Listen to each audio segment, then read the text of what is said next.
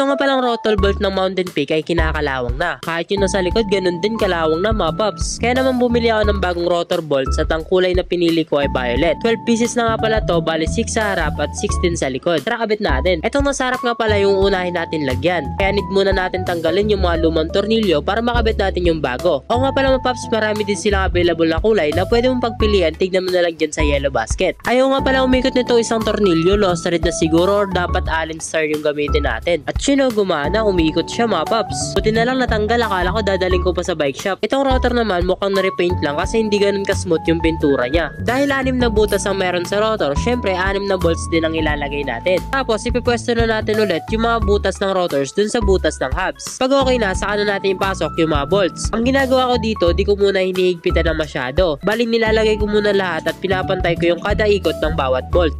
Nakabit na natin. Ang ganda na tignan kasi hindi na kinakalawang yung mga bolts. Kaya yun, ibabalik na natin yung gulong natin sa harap. Ako nga pala mga paps, ingat din guys sa paghawak ng rotor kasi nakakasugat din yan. Tapos yun, okay na, yun nasa likod na lang na rotor yung papalitan. So kung kinakalawang na yung mga tornilyo ng rotor nyo at gusto nyo lang palitan, o kung di naman gusto nyo lang palitan yung mga kulay, ay ilalagay ko na lang shop kung saan nyo ito mabibili. So yun lang mga paps, ride safe palagi.